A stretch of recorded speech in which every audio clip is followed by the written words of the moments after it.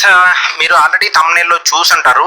Notices అని చెప్పి చాలా మంది కనిపిస్తుంది, కొంతమంది కనిపించట్లేదు. మీరు వరి అవ్వాల్సిన నెసెసిటీ లేదు, భయపడాల్సిన అవసరం లేదు.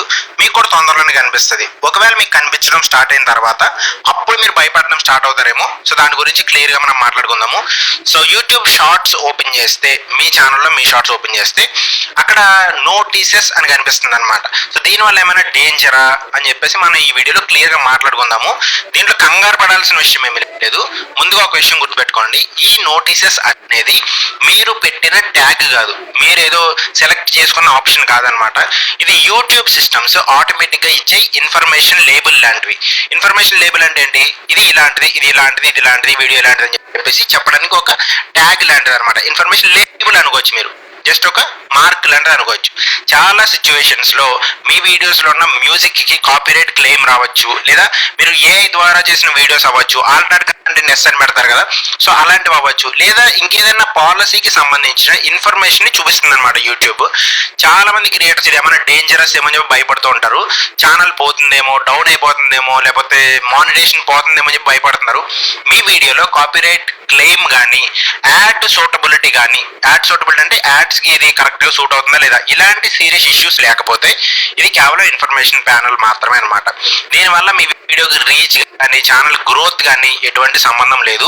మీరు దాన్ని క్లిక్ చేస్తే లోపలికి వెళ్తే కనిపిస్తుంది మీకు షాపింగ్ డిజేబుల్ అయిందా, లేకపోతే కాపీరైట్ క్లెయిమ్ పడిందా, అవన్నీ చూపిస్తుంది అనమాట క్లియర్గా. లోపలికి వెళ్ళి మీరు చూసుకోవాలి ప్రతి వీడియో పైన.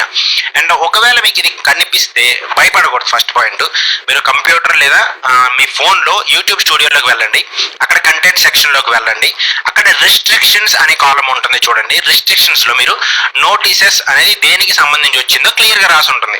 ఇది నోటీస్ వస్తే మీకు క్లెయిమ్ వచ్చేసినట్టు కాదు, నోటీస్ వస్తేనే మీకు షాపింగ్ వచ్చేసినట్టు కాదు, షాపింగ్ పోయినట్టు కాదనమాట.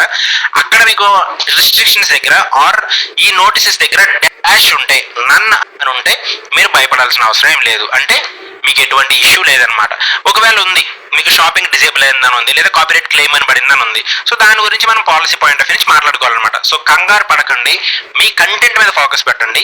ఈ ఇన్ఫర్మేషన్ షార్ట్ అండ్ స్వీట్ అనమాట, మీకు అర్థం అవ్వాలని చెప్పి చెప్తున్నాను. కాపీరైట్ క్లెయిమ్స్ వస్తే నష్టమా, లేకపోతే కాపీరైట్ స్ట్రైక్స్ వస్తే నష్టమా, వాటి గురించి మనం సెపరేట్ వీడియోస్లో ఆల్రెడీ మాట్లాడుకున్నాము. సో దాని గురించి ఇంకేమైనా డౌట్స్ ఉంటే కనుక మీరు కింద కామెంట్ సెక్షన్లో మెన్షన్ చేయొచ్చు. మీకు నా నోటీసెస్ అని కనిపించిందా లేదా అనేది చెప్పండి. దానివల్ల మీరు ఏమన్నా భయపడుతున్నారు అనేది కూడా కింద కామెంట్ సెక్షన్లో పెట్టండి.